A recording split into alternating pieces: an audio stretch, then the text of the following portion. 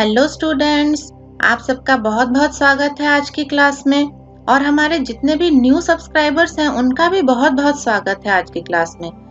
आशा करते हैं आने वाला नया साल आप सबके जीवन में ढेर सारी खुशियां लेके आए। आज की क्लास में हम लोग एंडोक्राइन ग्लैंड्स वाला चैप्टर ही आगे बढ़ाने वाले हैं और आज हम thyroid gland and parathyroid gland के बारे में डिस्कस करेंगे। तो सबसे पहले आता है थायराइड ग्लैंड। थायराइड ग्लैंड या अवटु ग्रंथि ग्रीवा में श्वास प्रणाल के सामने निचले सर्वाइकल या C7 और प्रथम थोरैसिक वर्टिब्री या T1 के स्तर पर स्थित रहती है।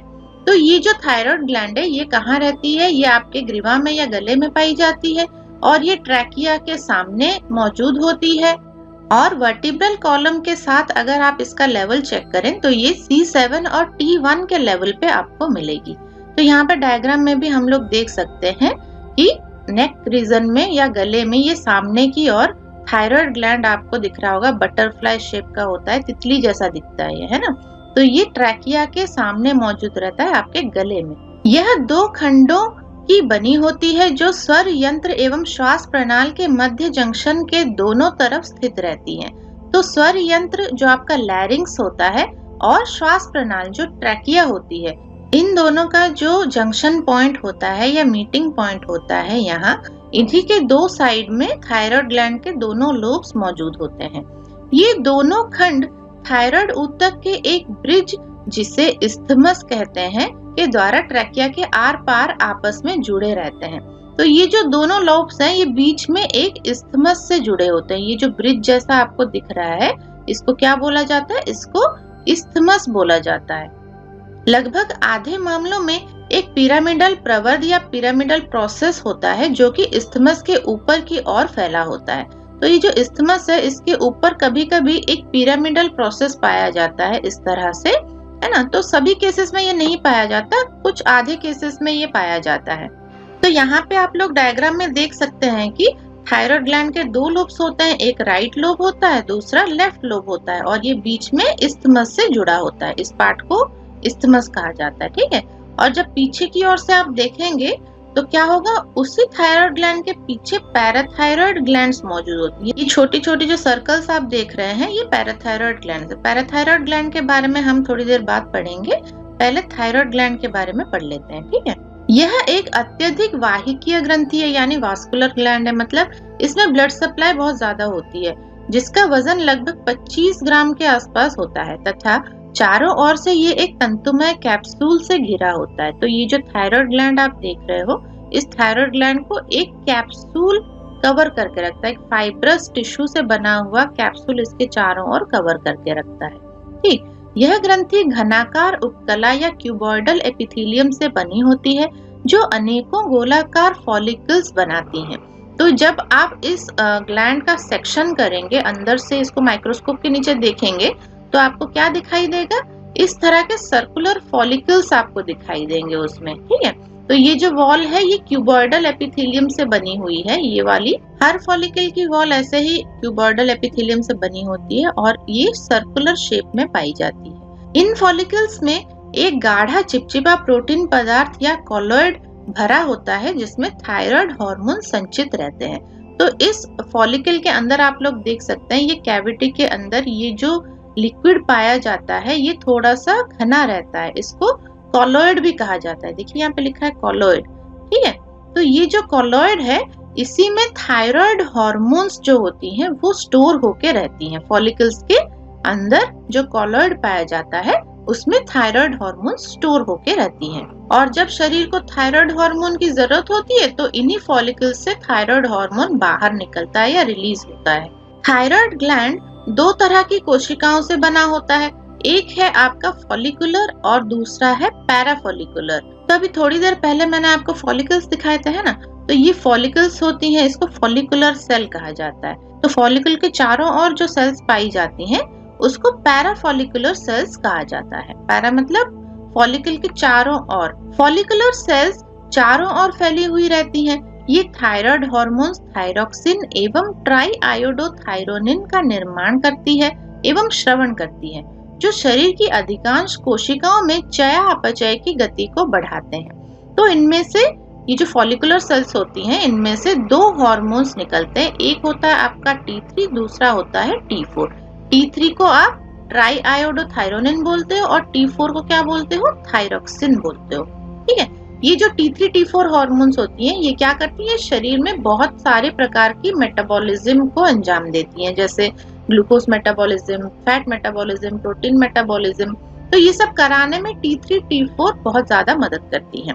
पैराफॉलिकुलर सेल्स फॉलिकुलर कोशिकाओं की अपेक्षा बड़ी होती हैं, किंतु संख्या में इनसे कम रहती हैं। इन्हें सी सेल्स भी कहा जाता है। ये कोशिकाएं फॉलिकल्स के मध्य समूहों में पाई जाती हैं तथा कैल्सिटोनिन नामक हार्मोन का निर्माण एवं श्रावण करती है, जो रक्त में कैल्शियम कॉन्सेंट्रेशन को कम करता है। तो ये जो फॉलिकुलर सेल्स हैं ये तो T3 T4 बनाती है ना। और जो पैराफॉलिकुलर सेल्स होती हैं उनको क्या बोला जाता है? उनको सी सेल्स बोला जाता है, क्योंकि वो कैल्सिटोनिन नामक हार्मोन का सिक्रेशन करती हैं। कैल्सिटोनिन, ये जो कैल्सिटोनिन है ये क्या करता है? ये शरीर में कैल्शियम की मात्रा कितनी रहेगी, आपके खून में, आपकी हड्डियों में कैल्शियम होता है, मसल्स में कैल्शियम होता है, तो कौन सी जगह पे कैल्शियम की मात्रा कितनी रहेगी इसको कंट्रोल करती है कैल्सिटोनिन। थायरोक्सिन या T4 थायराइड स्रावों का लगभग 90% भाग होता है, जबकि ट्राई आयोडोथायरोनिन या T3 अत्यधिक सांद्र एवं अधिक सक्रिय होता है। जो थायराइड हार्मोन्स में T3 और T4 हार्मोन है उनमें से T3 हार्मोन ज्यादा एक्टिव होता है और शरीर में जो भी मेटाबॉलिज्म होते हैं उनमें T3 हार्मोन ही सबसे ज्यादा रोल प्ले करता है, लेकिन T4 हार्मोन ज्यादा मात्रा में पाया जाता है। 90% भाग T4 हार्मोन ही होता है, लेकिन जरूरत के वक्त क्या होता है, ये जो T4 हार्मोन है ये T3 हार्मोन में कन्वर्ट हो जाता है और फिर अपना एक्शन दिखाता है। इन दोनों हार्मोन्स में मुख्यतः आयोडीन एवं टायरोसिन नामक एमिनो एसिड का समावेश रहता है। आयोडीन प्रत्यक्षतः भोजन एवं जल से प्राप्त होता है। आप आयोडीन वाला नमक खाते हैं ना, पानी में भी आयोडीन पाया जाता है और बहुत सारी खाने पीने की चीजें होती हैं जिसमें आयोडीन पाया जाता है, ये तो हम लोगों को पता ही है ना। लेकिन जो टायरोसिन होता है वो क्या होता है, वो शरीर में संश्लेषण होता है या सिंथेसिस होता है, वो शरीर में ही बनता है। जो खाद्य या जो भोजन आप लेते हो उससे टायरोसिन का निर्माण शरीर में ही हो जाता है, अतः इसे प्राप्त करने में कोई परेशानी नहीं होती। इन हार्मोन्स का फंक्शन क्या है? दोनों हार्मोन्स का एंडोक्राइन कार्य एक समान होता है। यह चयापचय को तथा ऊतकों की, विशेष रूप से तंत्रिका तंत्र नर्वस सिस्टम के ऊतकों की वृद्धि एवं विकास को नियंत्रित करते हैं। तो ये जो T3 T4 होते हैं ये नर्वस सिस्टम या नर्वस टिश्यू को बनाने में और उनका विकास करने में बहुत ही ज्यादा मददगार होते हैं। इसके अलावा जो सेल मेटाबॉलिज्म होती है, ग्लूकोज यूटिलाइजेशन है, प्रोटीन, फैट, ये कैसे सेल में, कैसे बॉडी में यूटिलाइज होता है, मेटाबोलाइज होता है, ये सब काम भी T3 T4 हार्मोन्स करते हैं। इसके अलावा ये मूत्र निर्माण को बढ़ाते हैं, प्रोटीन के विभाजन को बढ़ाते हैं और कोशिकाओं के द्वारा ग्लूकोज के अंतर ग्रहण को बढ़ाते हैं। यानी सेल में जो ग्लूकोज का यूटिलाइजेशन होता है या ग्लूकोज अपटेक होता है उसमें T3 T4 हार्मोन हेल्प करते हैं। अब थायराइड हार्मोन से T3 T4 की कितनी मात्रा रिलीज होगी ये कौन कंट्रोल करता है? ये हाइपोथैलेमस द्वारा ही कंट्रोल होता है। ठीक है, पिट्यूटरी ग्लैंड पढ़ते वक्त हम लोगों ने थायराइड स्टिमुलेटिंग हार्मोन के बारे में पढ़ा था। तो हाइपोथैलेमस जो होती है, हाइपोथैलेमस पिट्यूटरी ग्लैंड को मैसेज भेजता है TRH के रूप में, यानी थायरोट्रोपिन रिलीजिंग हार्मोन के रूप में, और पिट्यूटरी ग्लैंड फिर क्या करता है, TSH सिक्रेशन करता है, थायराइड स्टिमुलेटिंग हार्मोन। ये TSH थायराइड ग्लैंड पे एक्शन दिखाता है और फिर वहां से T3 और T4 हार्मोन का रिलीज होता है जरूरत के वक्त। इसके बाद आइए देखते हैं थायराइड डिसऑर्डर्स क्या क्या हैं। यानी थायराइड हार्मोन्स अगर बहुत ज्यादा मात्रा में बढ़ जाएं या मात्रा से कम सिक्रेशन हो तो क्या हो सकता है। सबसे पहले हाइपरथायराइडिज्म, यानी थायराइड ग्लैंड की अतिक्रियता होने से या अत्यधिक मात्रा में हार्मोन स्रावित होने से हाइपरथायराइडिज्म नामक स्थिति उत्पन्न हो जाती है, जिसमें क्या होता है, जिसमें नेत्रोत्सेधी गलगंड या एक्सोप्थेल्मिक गॉइटर देखा जाता है। आंखें बाहर की ओर उभरी हुई दिखाई देती है, रोगी चिंतित और बेचैन हो जाता है तथा नाड़ी की गति बढ़ जाती है। तो यहाँ पे फोटो में भी आप लोग देख सकते हैं, देखिए इसके गले में ये थायराइड ग्लैंड कितना बड़ा हो गया है, आप लोग ये देख सकते हैं। ये मैं इसकी आउटलाइन बना रही हूँ, ये थायराइड ग्लैंड कितनी ज्यादा बड़ी हुई है ना, और इसकी आंखें भी बाहर की ओर निकली हुई है। दूसरे फोटो में भी आप लोग देख सकते हैं, ये थायराइड ग्लैंड कितना ज्यादा बढ़ा हुआ है और इसकी आंखें बाहर की ओर निकली हुई हैं। जब थायराइड ग्लैंड अपने साइज से बढ़ जाता है तो उस कंडीशन को हम गॉइटर कहते हैं ना। आयोडीन की कमी की वजह से भी ये होता है, आप लोगों ने पहले भी सुना होगा गलगंड रोग। ये इसमें गले में थायराइड ग्लैंड में सूजन आ जाती है, बहुत ज्यादा बढ़ जाता है, तो इस कंडीशन को गॉइटर कहा जाता है। और हाइपरथायराइडिज्म में स्पेसिफिकली क्या होता है, थायराइड ग्लैंड बहुत ही ज्यादा एक्टिव हो जाता है, ये बहुत बड़ा हो जाता है, इसके सारे सेल्स बहुत ज्यादा फंक्शन करने लगते हैं, इसमें से T3 T4 बहुत ज्यादा सिक्रेशन होने लगता है। तो शरीर में क्या होता है, शरीर में सारे मेटाबॉलिज्म बहुत ही ज्यादा बढ़ जाते हैं, जिसकी वजह से ये सारे जो आपकी नाड़ी गति, पल्स रेट आपकी बढ़ जाती है, रोगी बेचैन होने लगता है, एंजाइटी होने लगती है रोगी को, है ना।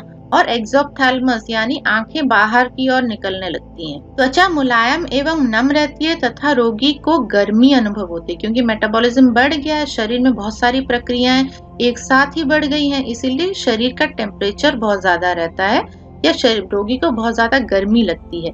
अच्छी भूख के बावजूद वजन कम होने लगता है, अंगुलियों में कंपन होने लगता है और दिल की धड़कन भी बढ़ जाती है। तो पल्स रेट, हार्ट रेट सब कुछ बढ़ जाता है। ट्रेमर पाया जाता है, अंगुलियों में जो कंपन होता है उसको ट्रेमर बोला जाता है। बहुत ज्यादा नर्वस सिस्टम के ऊपर भी इसका इफेक्ट पड़ता है ना, तो उसकी वजह से ट्रेमर होने लगता है। इस पेशेंट को भूख तो बहुत अच्छी लगती है, लेकिन क्या होता है, मेटाबॉलिज्म बहुत ज्यादा बढ़ा हुआ होता है, इसीलिए शरीर में जो एब्जॉर्प्शन और स्टोरेज होना चाहिए वो नहीं हो पाता है, इसीलिए क्या होता है, पेशेंट का वजन कम होने लगता है। इसके बाद जो दूसरा डिसऑर्डर है वो है हाइपोथायराइडिज्म। थायराइड अल्प क्रिया या हार्मोन्स के अल्प श्रावण से हाइपोथायराइडिज्म नामक स्थिति पैदा होती है। गर्भ में शिशु के विकास अथवा शैशवावस्था के दौरान थायराइड अल्पक्रिया से जड़ वामनता या क्रेटिनिज्म नामक स्थिति उत्पन्न हो जाती है। प्रेगनेंसी के दौरान अगर थायराइड हार्मोन कम सिक्रेशन होने लगता है तो जो बच्चा अंदर बन रहा है उसमें भी थायराइड हार्मोन कम हो जाता है, और उसकी वजह से जब बच्चा पैदा होता है तब क्रेटिनिज्म नामक रोग देखा जाता है। इसमें क्या होता है, इसमें बुद्धि ह्रास रहती है या मेंटल रिटार्डेशन पाया जाता है, बच्चों को समझ में नहीं आता, वो पढ़ाई में कमजोर रहता है, वो बातें नहीं कर पाता है सही से, वो चलने फिरने में कमजोर रहता है। अस्थियों एवं पेशियों का विकास अनियमित होता है, दांत देर से निकलते हैं। तो इस तरह का हर प्रकार का शारीरिक और मानसिक रिटार्डेशन उस बच्चे में देखने को मिलता है। यहाँ पे आप लोग के फोटो भी देख सकते हैं कि क्रेटिनिज्म वाला बच्चा कुछ इस तरह का आपको दिखेगा। अगर यही प्रॉब्लम वयस्कों में देखा जाए तो देखिए क्या होता है, वयस्कों में अल्पश्रावण से मिक्सेडिमा नामक स्थिति पैदा हो जाती है, जिसमें क्या होता है, चयापचय दर कम हो जाता है, चेहरा फूला फूला सा लगता है, शरीर का वजन बढ़ जाता है, शरीर का तापमान सामान्य से कम हो जाता है तथा ठंड सहन नहीं होती है, त्वचा शुष्क एवं रुक्ष हो जाती है, बाल शुष्क, खुरदरे एवं पतले हो जाते हैं, थकान रहती है, स्त्रियों में मासिक धर्म बिल्कुल नहीं होता अथवा अत्यधिक होता है। तो ये जब हाइपोथायराइडिज्म की कंडीशन होती है उसमें क्या होता है, शरीर में जो मेटाबॉलिज्म है वो बहुत ज्यादा कम हो जाता है, जितना पानी निकल जाना चाहिए बाहर वो नहीं निकलता है, किडनी का फंक्शन कम हो जाता है ना। तो इससे क्या होता है, इससे शरीर में सूजन आने लगती है। ये देखिए इसमें फोटो में भी आप लोग देख सकते हैं, इसके चेहरे में कितनी सूजन आई हुई है, सारे टिश्यूज कितने सूजन, इसकी आंख भी नहीं खुल रही है सही से, है ना। इसके पैरों में आप लोग देख सकते हैं कितनी सूजन है, यहाँ पे पेडल एडिमा आप लोग देख सकते हैं, इसमें इसकी स्किन भी बहुत खराब हो जाती है ना, स्किन बहुत रफ हो जाती है, बहुत ड्राई हो जाती है। यहाँ एक और इंटरेस्टिंग फोटोग्राफ आप देख सकते हैं, हाथ में ये मिक्सेडिमा हुआ है और इसकी जो अंगूठी है उसके ऊपर भी सूजन आ गई है, मतलब पूरे हाथ में सूजन आके उसकी अंगूठी उसके अंदर छुप गई है। यहाँ पे एक्सरे में वो अंगूठी दिख रही है, आप लोग देख सकते हैं। ये भी मिक्सेडिमा का ही एक केस है। इसके अलावा स्त्रियों में मासिक धर्म बिल्कुल नहीं होता, यानी जो मेंस्ट्रुअल साइकिल होती है वो या तो रुक जाती है या बहुत ज्यादा होने लगती है, यानी उसमें भी इरेगुलरिटी देखने को मिलती है। थायराइड हार्मोन्स की उत्पत्ति एवं श्रावण होने की संपूर्ण प्रक्रिया एंटीरियर पिट्यूटरी द्वारा स्रावित थायराइड स्टिमुलेटिंग हार्मोन द्वारा ही नियंत्रित होता है। थायराइड ग्लैंड के बाद जो हमारा दूसरा टॉपिक है आज का, वो है पैराथायराइड ग्लैंड। पैराथायराइड ग्लैंड्स या परावटु ग्रंथियां मसूर के दाने के आकार की 4 छोटी छोटी ग्रंथियां होती हैं, जिनमें से प्राय 2-2 थायराइड ग्रंथि के प्रत्येक खंड की पोस्टीरियर सतह में अवस्थित रहता है। तो आप लोग यहाँ पे नीचे डायग्राम में देख सकते हैं, ये थायराइड ग्लैंड का पीछे का सरफेस है या पोस्टीरियर सरफेस है। उसमें आप देखिए ये छोटी छोटी मसूर के दाने के समान बहुत ज्यादा छोटी होती हैं। ये 4 होती हैं पैराथायराइड ग्लैंड्स, ठीक है। तो आपको ये याद रखना है कि पैराथायराइड ग्लैंड्स की नंबर कितनी होती है, 4 पैराथायराइड ग्लैंड्स आपके शरीर में पाई जाती हैं। तो थायराइड ग्लैंड की ये जो 2 लोब्स हैं, इसमें हर एक लोब में 2-2 पैराथायराइड ग्रंथियां पाई जाती हैं। ये ग्रंथियां पैराथॉर्मोन या पीटीएच नामक हार्मोन स्रावित करती है, जो शरीर में कैल्शियम एवं फास्फोरस के वितरण एवं चयापचय को नियंत्रित करता है। तो पैराथायराइड ग्लैंड का फंक्शन क्या है? शरीर में कैल्शियम एवं फास्फोरस के संतुलन को बनाए रखना। रक्त में कैल्शियम एवं फास्फोरस आयंस का उचित संतुलन ना होने पर क्या होता है? तंत्रिका आवेगों का संचारण गड़बड़ा जाता है, क्योंकि कैल्शियम और phosphorus ions nerve stimulus carry करने में बहुत ही ज्यादा मदद करते हैं। इसीलिए कैल्शियम और फास्फोरस आयन का अगर उचित संतुलन ना बना रहे तो नर्व स्टिमुलस सही से कैरी नहीं हो पाएगा। अस्थि ऊतक नष्ट हो जाते हैं, अस्थि विकास रुक जाता है तथा टिटैनी नामक रोग भी हो सकता है। आइए देखते हैं किस तरह से पैराथायराइड हार्मोन कैल्शियम और फास्फोरस रेगुलेशन करता है। अगर ब्लड में कैल्शियम की मात्रा कम हो जाए किसी भी वजह से तो क्या होता है? पैराथायराइड हार्मोन रिलीज होने लगता है पैराथायराइड ग्लैंड से। और ये कहाँ कहाँ जाके फंक्शन करता है? सबसे पहले ये जाके बोन पे फंक्शन करता है, क्योंकि हमें पता है कैल्शियम और फास्फोरस का स्टोरेज कहाँ पे होता है? आपकी हड्डियों में होता है। तो जब भी शरीर को कैल्शियम की जरूरत होती है तो उन्हीं हड्डियों से कैल्शियम निकल के फिर शरीर में ब्लड में आ जाता है, ठीक है। तो ये पैराथायराइड हार्मोन जो है ये मदद करता है बोन से कैल्शियम को बाहर निकालने में, और ये कैल्शियम फिर आपके ब्लड में आ जाता है। दूसरा, ये किडनी पे अपना एक्शन दिखाता है और किडनी से जो कैल्शियम लॉस हो रहा है यूरिन में वो रुक जाता है। कैल्शियम का रीएब्जॉर्प्शन बढ़ जाता है और यूरिन में कैल्शियम एक्सक्रीशन कम हो जाता है, जिससे भी कैल्शियम की मात्रा शरीर में नियंत्रित होकर रहती है।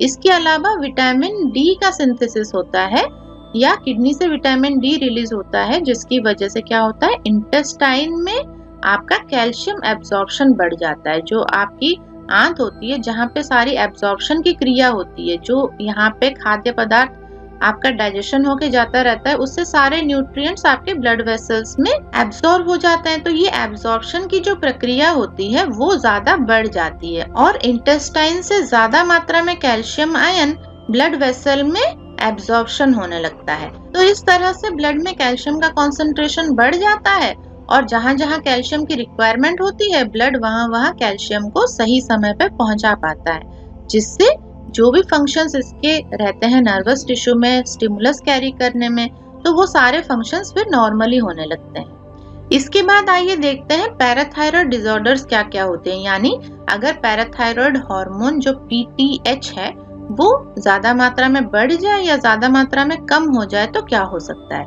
सबसे पहले हाइपोपैराथायराइडिज्म, यानी अगर पीटीएच हार्मोन जरूरत से ज्यादा कम हो जाए तो क्या होगा? पैराथायराइड ग्लैंड के कार्य में शिथिलता आने से या पैराथॉर्मोन के अल्पस्रावन से हाइपोपैराथायराइडिज्म देखा जाता है।